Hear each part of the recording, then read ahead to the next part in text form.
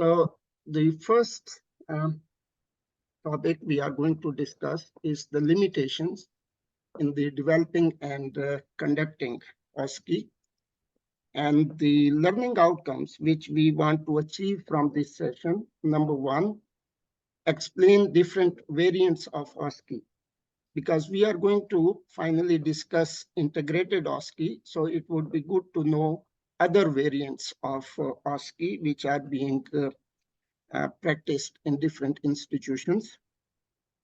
Then we would describe different types of OSCE stations, because in integrated OSCE, we would be mainly using a kind of linked OSCE stations. So it would be good to know what are the other types of stations, so that can broaden our view about the different possibilities. And then the potential limitations of OSCE, some of which you might have faced, and there may be other limitations as well.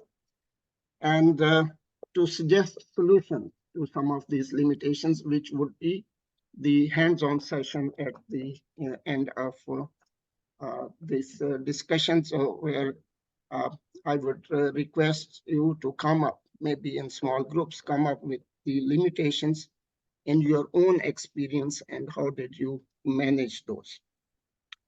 Now, going to the OSCE as a global assessment. We all know OSCE is a performance-based assessment tool, and it is being used in high-stake or exit examinations for undergraduate students around the globe. And with all its limitations, which we would be talking soon, being implemented even in the developed countries like United States, United Kingdom, and Canada. It's not only in undergraduate, but even in postgraduate exams, the OSCE in one way or the other is being used. For example, in excuse me, Royal College of Physicians, UK, they use it as PACES, the practical assessment of clinical skills, which is a variant of OSCE. And it is not only for undergraduate and postgraduate, even for issuing license for practice and certification, OSCE is being used. For example, in the part 2 of PLAB in UK, Medical Council of Canada qualifying examination, even in USMLE and in Pakistan in FCPS, OSCE in one way or the other is being used. Not only for assessment, but also not only for summative assessment, but also for formative assessment, the OSCE is being used. And on top of that, for educational tool.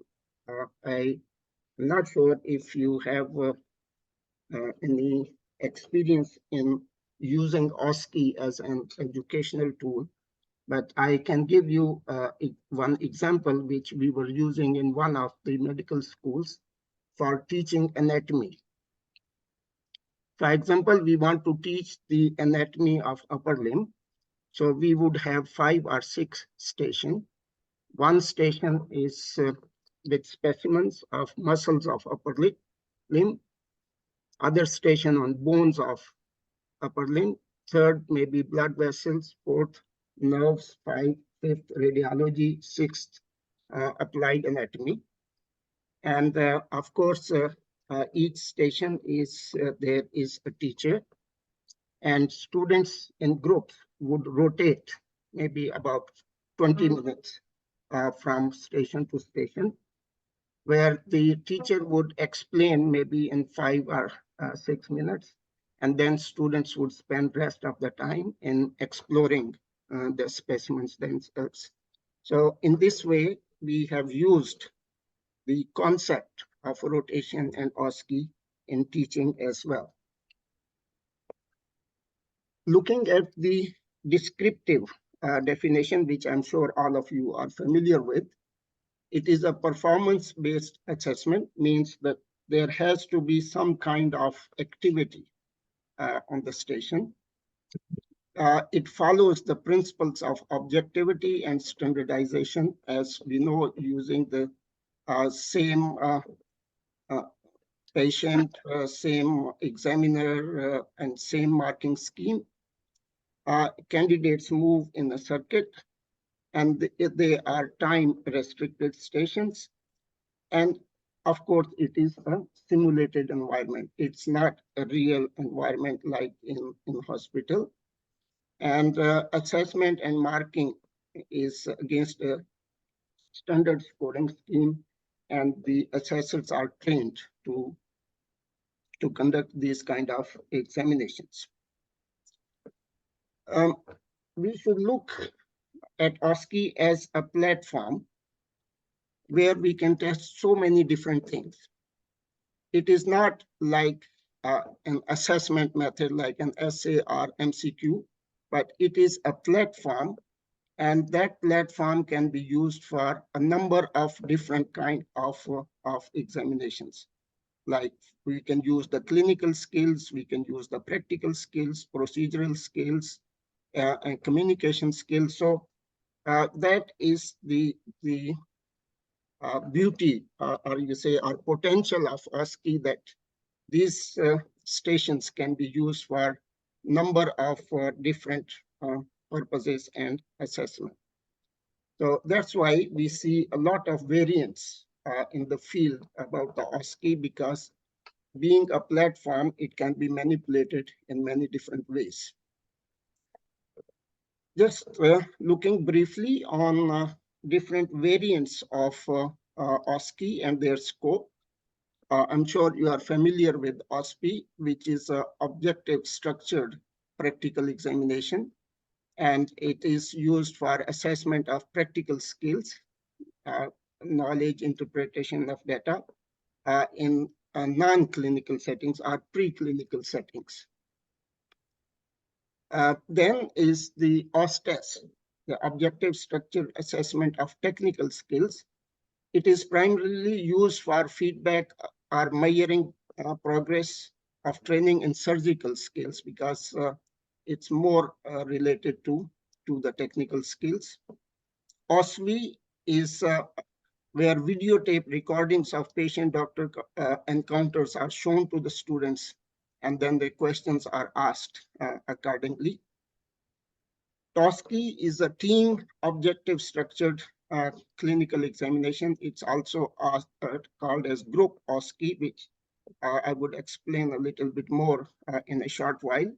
But here, a team of students visits each station in a group, performing one task each in a sequence, and the candidates are marked for their performance and feedback is given. Then we have this TOC, or task-oriented assessment of clinical skills. I believe it's being used in FCPS. TIOSCI is a task-integrated objective structured clinical examination, which is very close to integrated OSCE. Then is OSVI, the objective structured viva examination. And then we have integrated OSCE, and this integrated OSCE can be unidisciplinary or it can be multidisciplinary. Virtual OSCE, which was mainly used during COVID-19 pandemic, and it's also called remote OSCE or tele-OSCE or electronic OSCE. And by using video conferencing platforms, these OSCEs were conducted, and the chief organizer manually transferred candidates between stations, so allowing for the OSCE to operate punctually. And the student, along with the standardized patients, they started OSCE in a teleconferencing room while being observed and assessed by an examiner available in a remote location using digital technology. The examiner screen was shared to display slides and station vignettes, investigation results, and viva questions, etc. There could be a variation of this as well, where the candidate, the standardized patient, and examiner all joining remotely in a breakout room. But of course, there would be a question on the validity of such an examination. Computer-assisted OSCE is another variation where the virtual patients, not the real patients, but virtual patients like images or videos with clinical signs and symptoms are used instead of real patients. And it can save, of course, time, manpower, resources needed for arranging real or simulated patients. And it is mentioned to have a smooth and effective outcome. Again, of course, there would be question of validity that as in actual practice, student must be prepared to deal with real patients and not simply images and videos. Group OSCE, which is the team OSCE as well, is another form where the students in a group of 4 to 8, they rotate, and one student is selected randomly to perform at each station while others observe, and the performer alongside the faculty and the feedback. It has been used for formative assessment and been found to be particularly useful in resource-constructed settings. Of course, it follows the same principle or logistic as OSCE, but it needs lesser time and fewer examiners as compared to traditional OSCE. It has been shown to have added benefits of giving the learners an opportunity for self-assessment, receiving feedback from not only faculty and standardized patients, but also from peers, better identification of gaps in knowledge or skills, is more interactive and allowing students to feel less nervous when performing in small groups. But mainly its use is formative assessment, or in a way teaching for teaching purposes and not for summative assessment. Interprofessional team OSCE is again popular when we are practicing interprofessional model of education. A team of 3 to 6 candidates comprising of medical, paramedical, and personnel from allied specialists are made to rotate between the stations as a group and are assessed by examiner. But interesting thing is that each member is encouraged to perform roles of another specialty, not of his or her own specialty. For example, at an obstetric station, a group of medical students, nursing students, and social workers are expected to deliver a stillborn neonate and then communicate the outcome to the relatives. So here the social worker and nursing student could be assigned the role of midwife and physician, whereas the medical student could be asked to communicate the event to the relatives. And the observer would assess the competency of each student and provide individual feedback.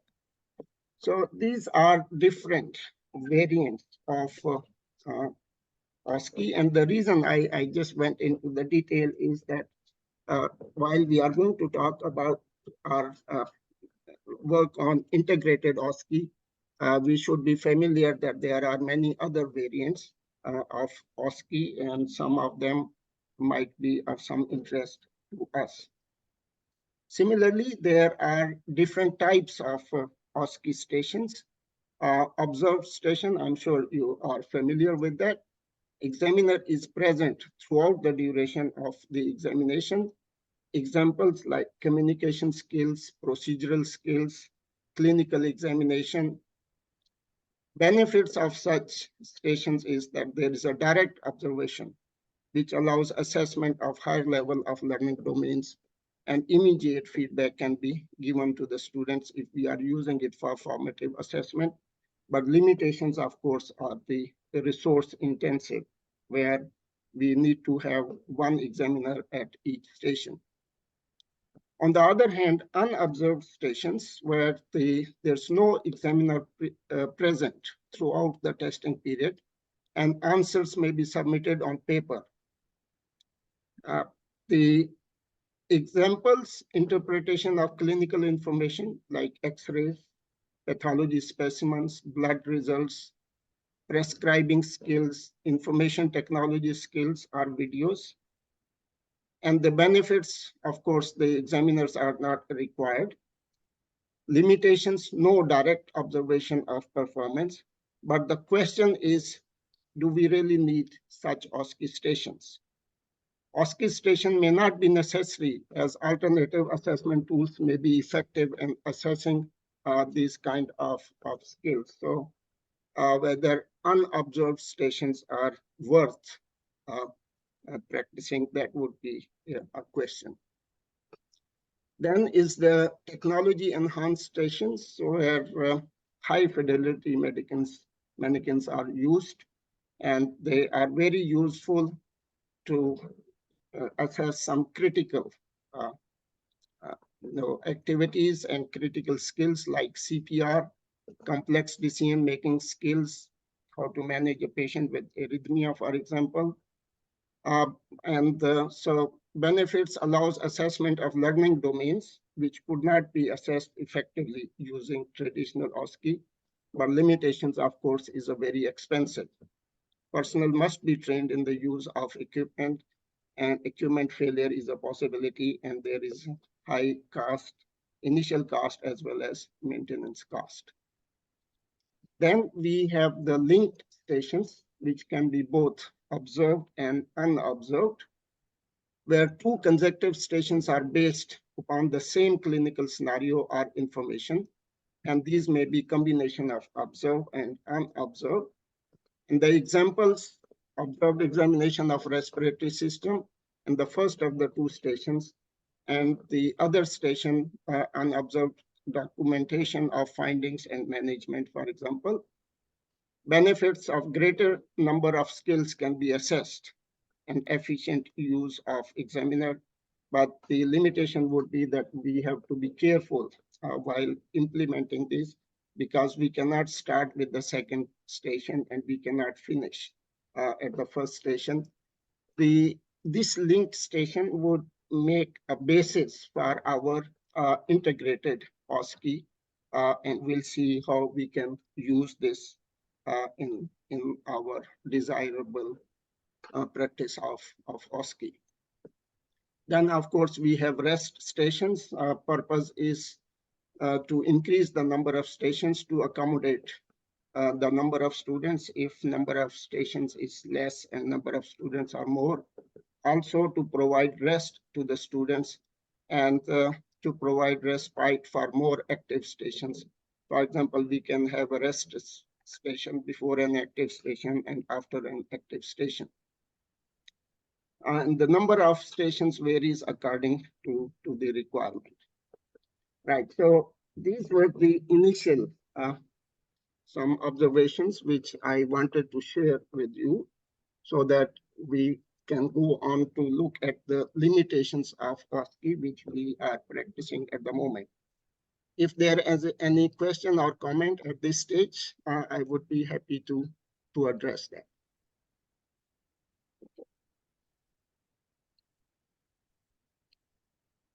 Anybody has any question or a comment?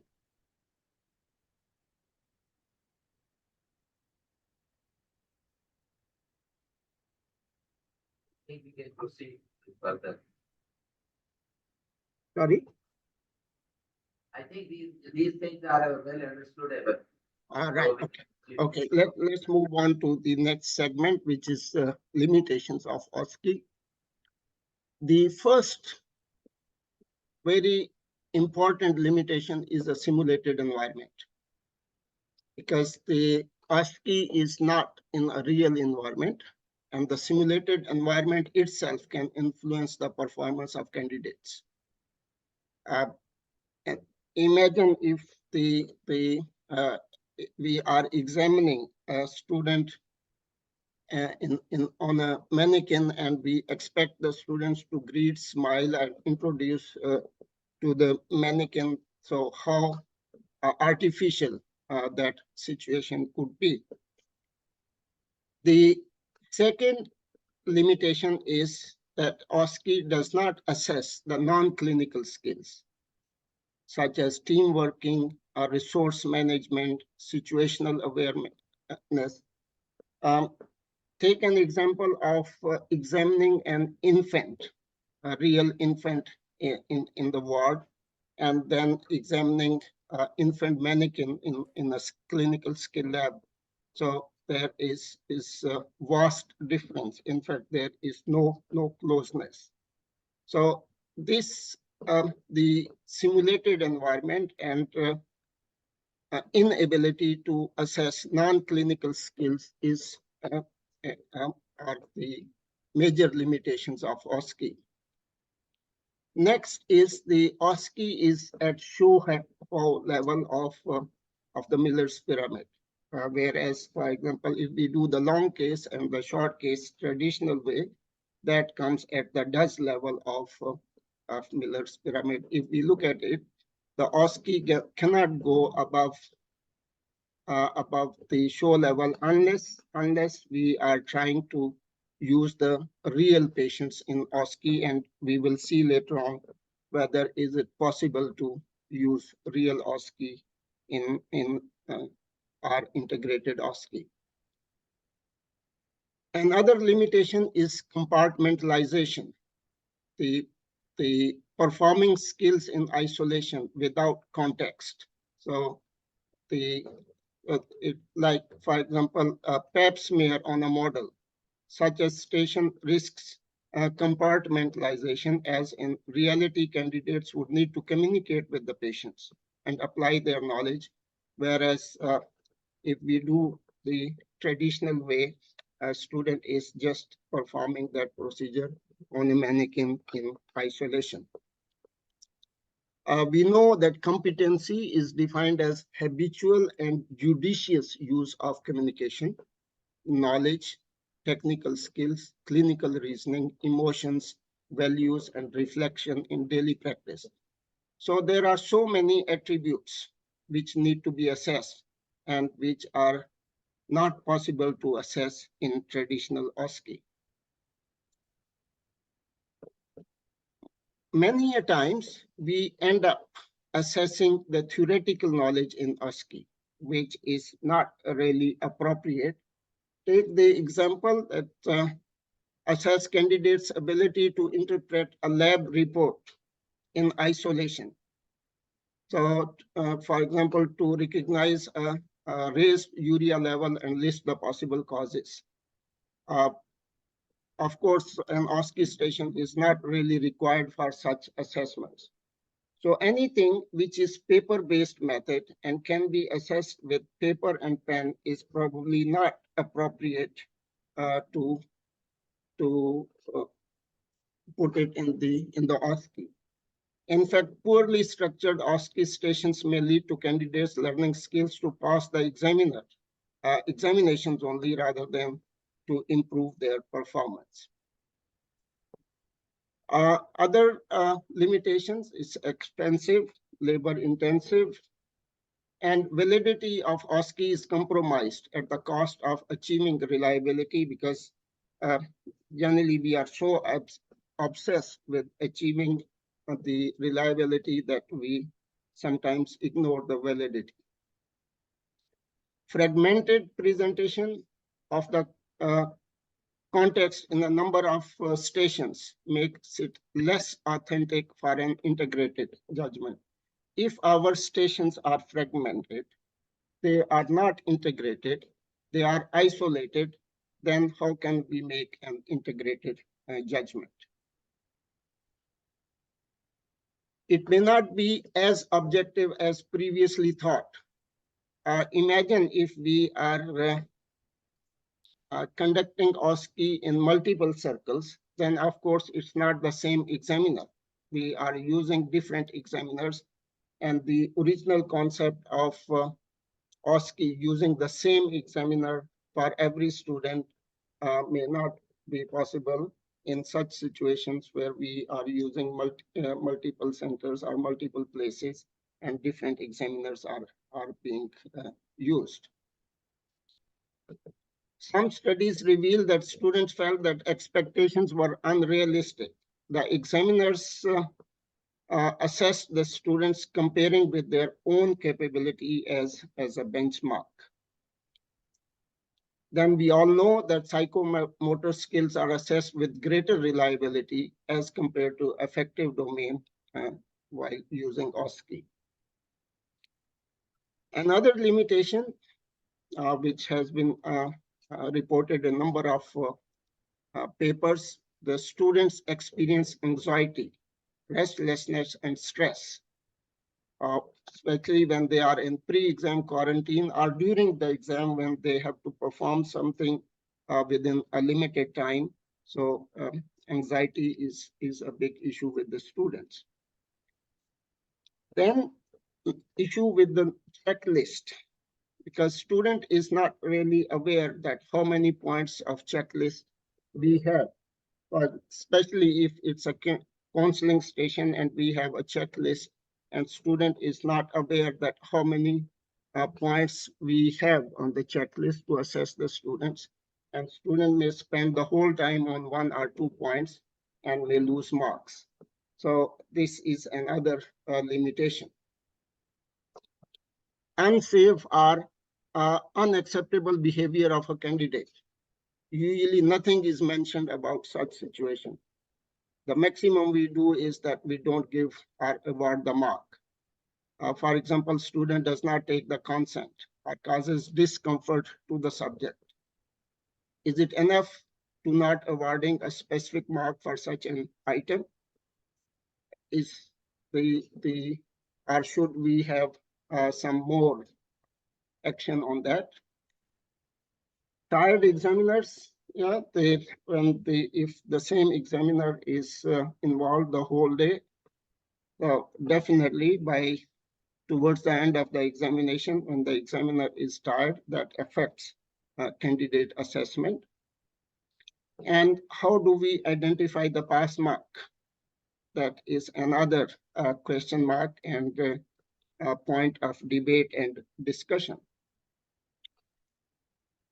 The use of real patients, which I was just talking about, whether it's possible or not, there are a number of issues related to that.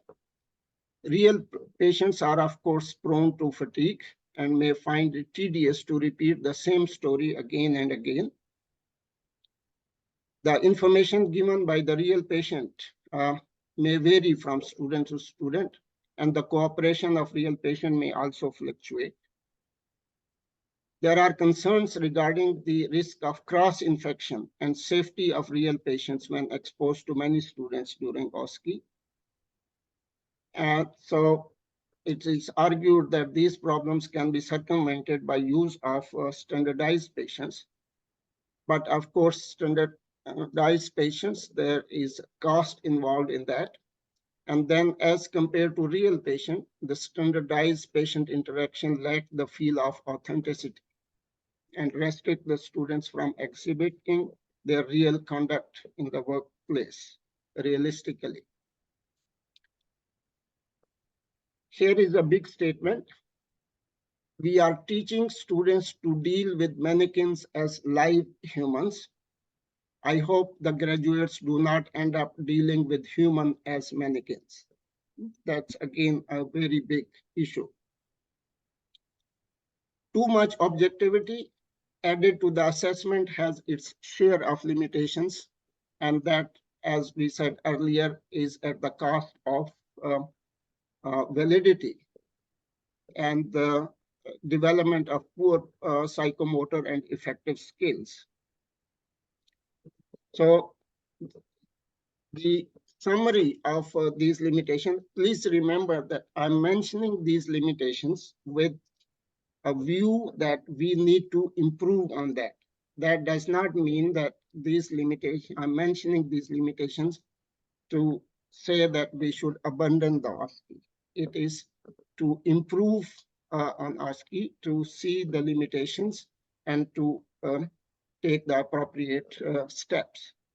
So just the summary, it is unrealistic environment in a simulated environment.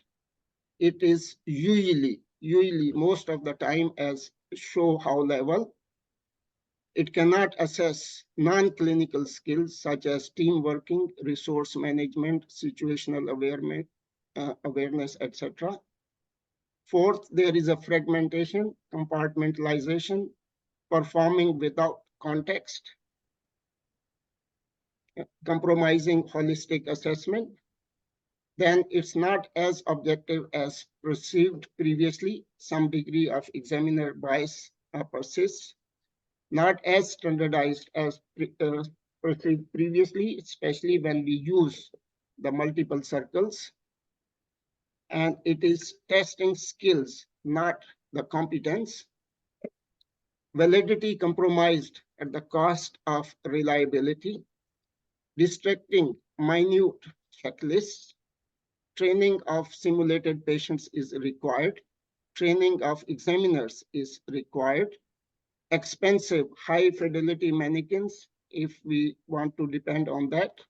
Labor and source intensive. Many a times we end up testing theoretical knowledge.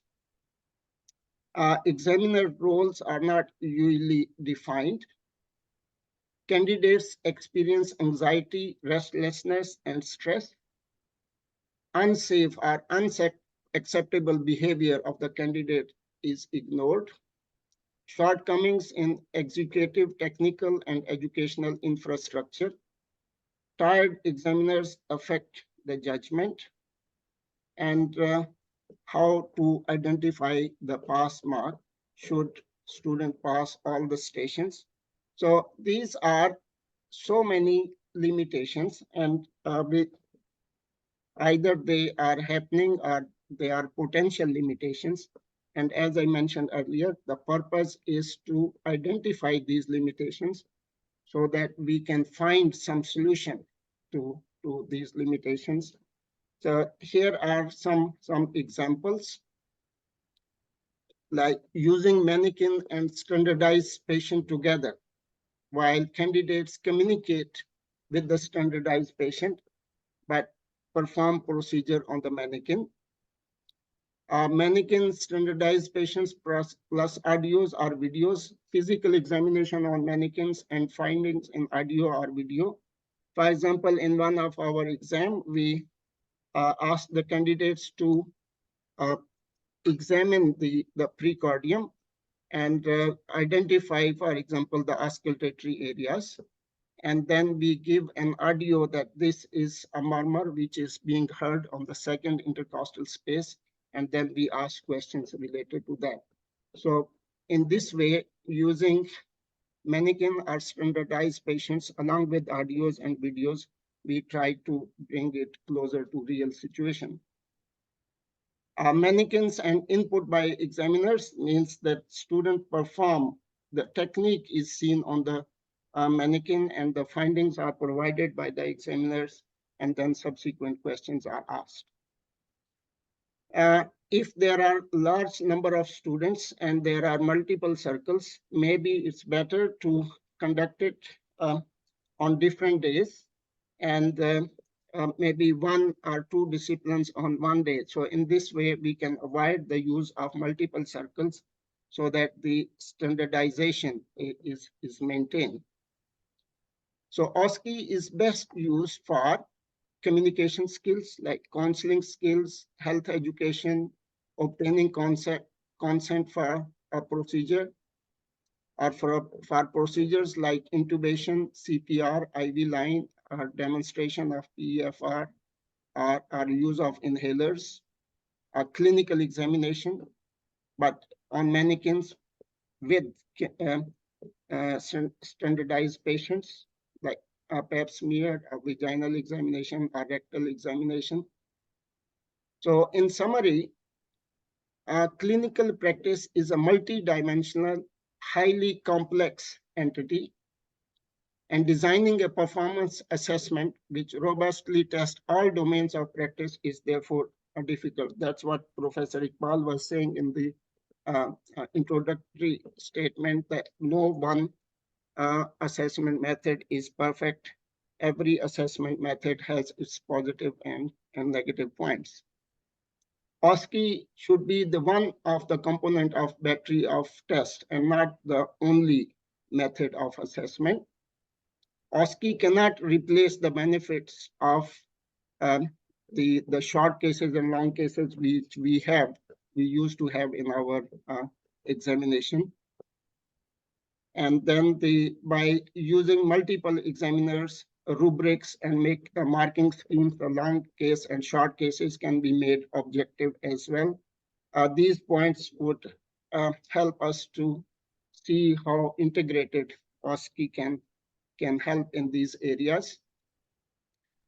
This implies that OSCE should not be used as a sole assessment tool, rather as a component to other assessment tools.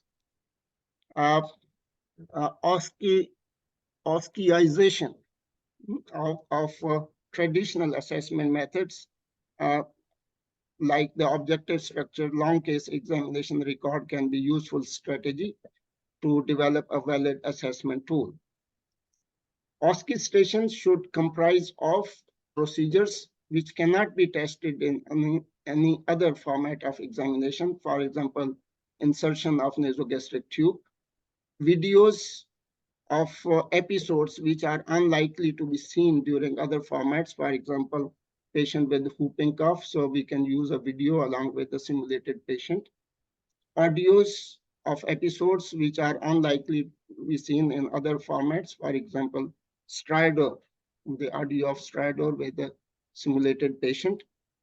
It can be used for focused history taking, counseling, breaking bad news, taking consent, and prescription writing with the simulated patient. And there's a view that student must pass all these stations because these are all critical areas.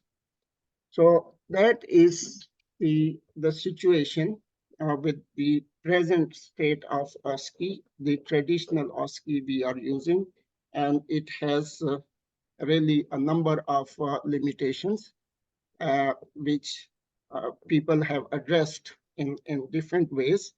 And today we will see that if some, if not all of these limitations can be addressed during integrated OSCE. I would be happy to answer any question if you have at this stage.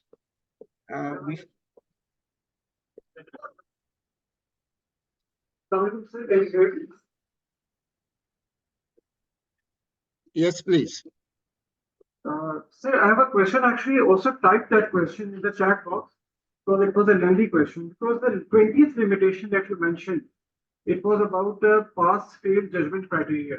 Right. So we have multiple methods for standard setting, like modified NGO, borderline regression. Absolutely right. Yes. Yes. So, sir, in our system, where we do not currently have an integrated clinical system of teaching, and we want to start reforms by introducing integrated OSCE. So, which system would suit us best for the standard setting? Sorry, the last part I didn't hear very well. So my question is that if currently we do not have integrated clinical teaching, and if we want to start reforms with introducing integrated OSCE, so which standard setting method would suit us best? You see, I think this component will be addressed when we will be discussing integrated OSCE. In integrated OSCE, each station, although they are integrated and they are linked to each other, but each station is an independent station.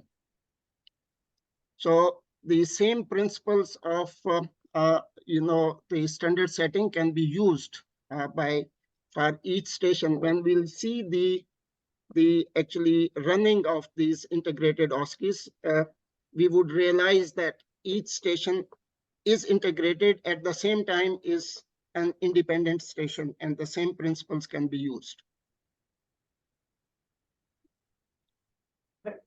Thank you so much, sir. Thank you. Right. Any other question? Sir, you mentioned about guidance of defendant.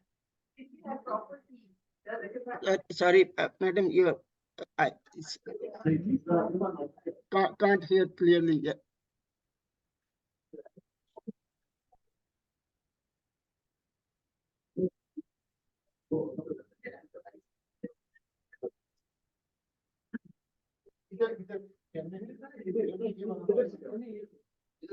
Sir, you mentioned about tiredness of examination. Sorry, Limitations of one of the limitation of OSCE is tired examiner. right, If we have tiredness of examiner, if we have to the key of the question is good, does it matter? yeah, I mean, the original concept of OSCE is the same examiner for each student. But Same if we have- examiner, same marking scheme, same patient or simulated patient. So that's the original concept. Then, of course, now with the increased number of students, we have to conduct OSCE over long hours.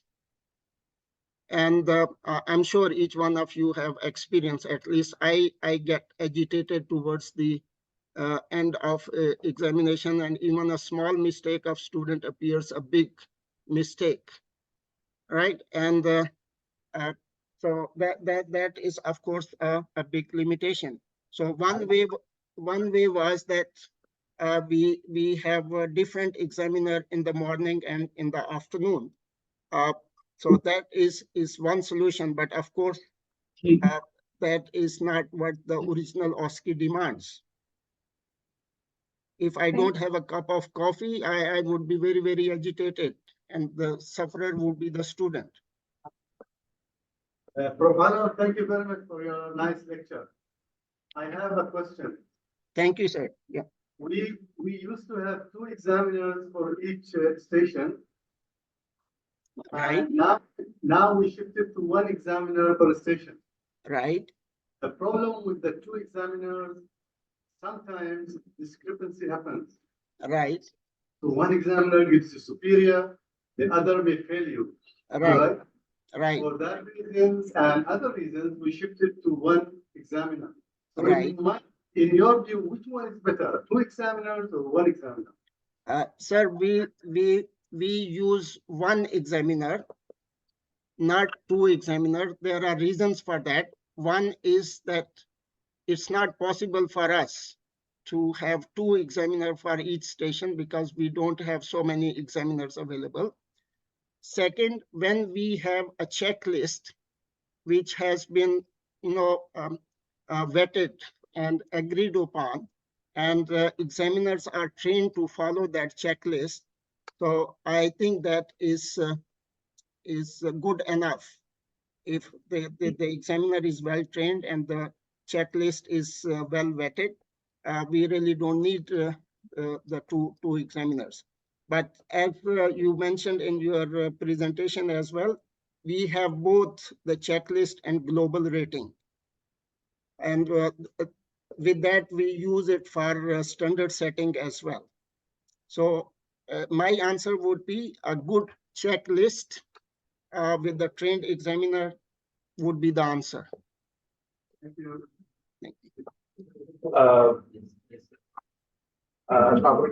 Professor Alun, very nice presentation. Walaikum salam. We have observed over a period of time that the candidates have become very smart. Candidates are, sorry? Are very smart. Right. And they understand how we are marking the examination. For example, in some of the short cases and in some of the OSCEs, there is a question about introduction. So every short case or a scenario, every candidate comes and repeats the same words. Mera naam ye hai, assalamualaikum, caretaker, history, etc., etc., etc. And they get 0.5% marks. Right. The question is it translated into actual practice? Right. And another scenario is that in orthopedic examination, the candidates bring certain personal clothing and they ask the patient to change in front of them. But unfortunately, this is not translated into actual practice. So what I'm trying to say is that performance in the OSCE of the examination actually sometimes faked, is put up just to pass the exam and is not translated into practice. What are your thoughts about it? Right, sir. Okay, now that impression that OSCE is there to pass the students, that used to be an impression. Many people used to have that OSCE is there just to help students to pass the students. But actually, that's not true. You have seen even at the international level, even the developed countries, they are using it. And if we conduct these OSCEs in its proper spirit, it's not really easy. And it's not just giving away the marks. And the behavior of the students and the other issues you just mentioned, I think when we do the integrated OSCE, you will see that many of these issues would be addressed in integrated OSCEs, because the examiner there is more empowered as compared to traditional OSCE. Usually they use the word that examiner works as like a fly on the wall. But that would not happen in integrated OSCE when the examiner is there and examiner has an active role to play. So I think your concerns would be addressed if you start implementing integrated OSCE. Now, I would say, Dr. Fahad, I have another question. All right. So, related to the last question that was asked. So my question is that, would it be a good practice to disclose the evaluation criteria of OSCE stations to the students prior to the examination?